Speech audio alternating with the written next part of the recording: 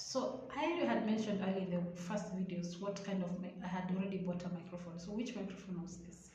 When I was researching on the podcast microphones, I didn't know much about microphones at that time. So I bought a condenser microphone. So there are two types of microphones. There's a condenser microphone and a dynamic microphone. A condenser microphone picks everything in a room. It's very sensitive, very, very sensitive. And most of the condenser mics have the option of having it being a USB mic. That's a very good advantage.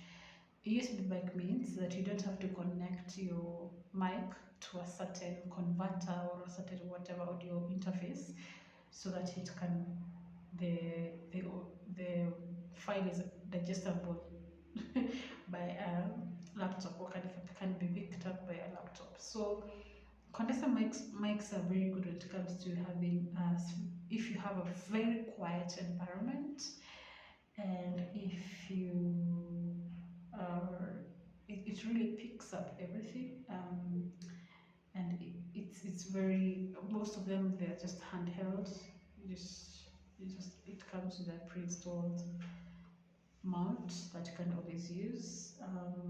The one that I was using was Boya. It came with that, but the problem is what I'm saying, it's very sensitive. So if you're in a place where there's background noise, it really picks it up. It's hard to remove it, and the more you reduce it, reduce the volume that is being picked up, the less the voice quality or audio quality that goes into that. So a condenser microphone, most of them are cheap. Okay, but they're not cheap. Makes them not cheap, but they're cheaper. The dynamic mic is the one that is not sensitive to the background. It's very specific. Like it goes, I don't know how to say that, it's cardio. Like they concentrate, they take up everything, but they concentrate on the where the sound is coming from. For example, if the mic is facing like this, it will just point at this. It will just pick up the voice that is coming at one end and be specific and amplify it and pick it up very well. So dynamic mics are very good when it comes to recording in a space where it is not, it's not treated. Treated, I mean, like a room that is not treated is it's a room that first of all has echo, it's not really treated. It's also a space where it has noises from people in the house or neighbors, or I don't know, there's always noise, man. So it's really good with that. It's really good with picking out a specific voice, and be recording in a not well treated room. But condenser, you need to be in a studio where it is soundproof from the outside and it is well treated to avoid any additional noise that comes with echo. Like now there's so much echo.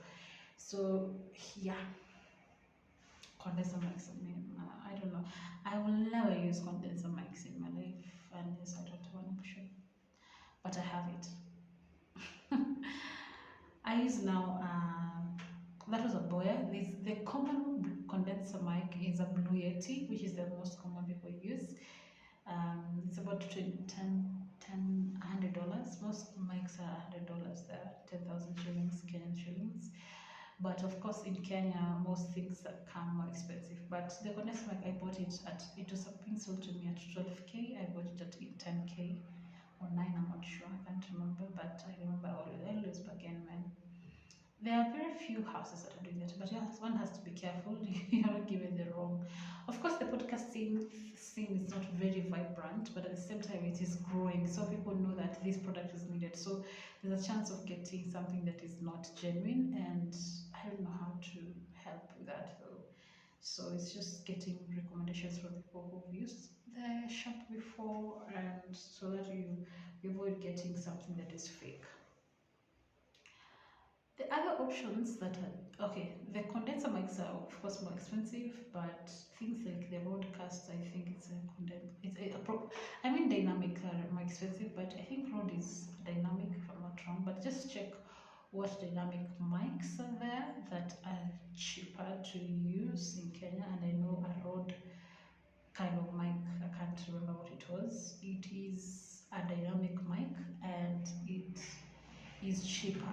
it's one of the cheapest and has good sound at the same time. Another mic, but now the problem with that one, you'll have to. So this dynamic mics that I'm talking about, they have an XLR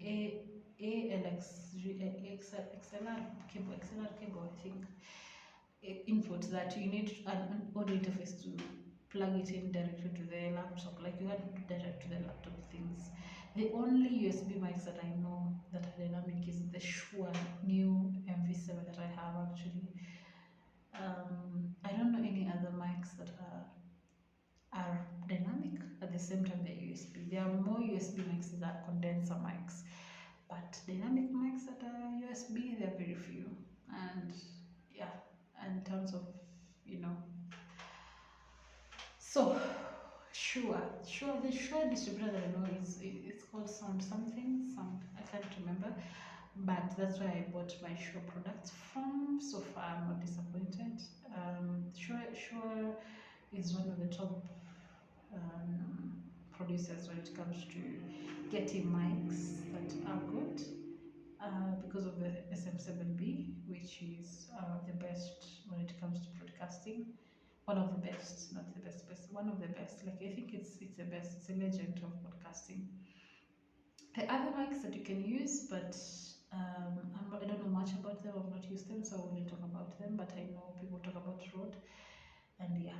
The other Shure mic that you can get that is not as expensive as Shure, but they only come with the disadvantage of you have to plug it into an XLR cable before inserting that data into a computer. Is an SM58, if I'm not wrong, that's how you say it. It's still dynamic, so that's good. The sound is really good. It's just that one disadvantage, and it is ugly looking. I don't like it. Yeah.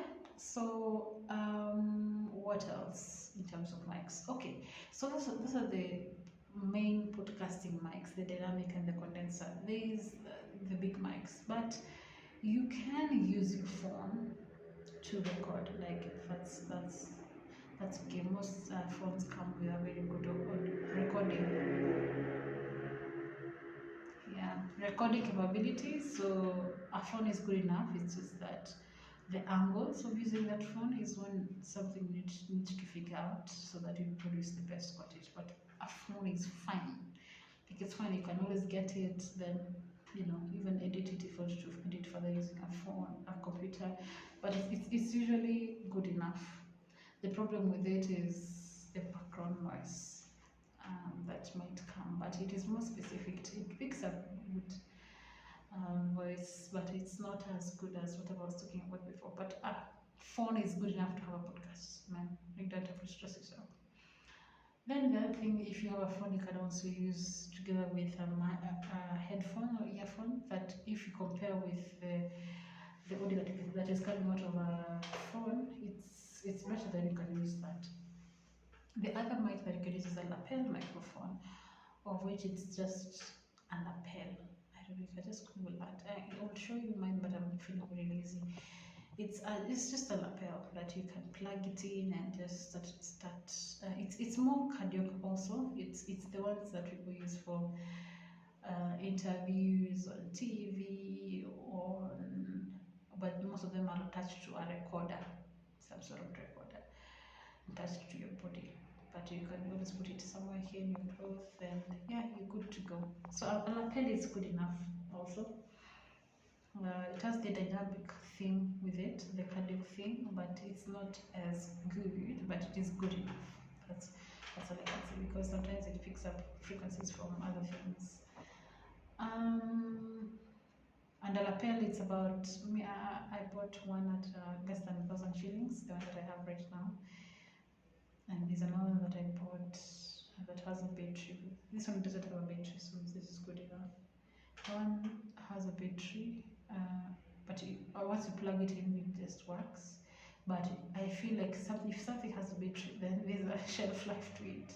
But if it's just a camera like this, then you don't have to worry about it like the one that I'm using now. What else? I don't think.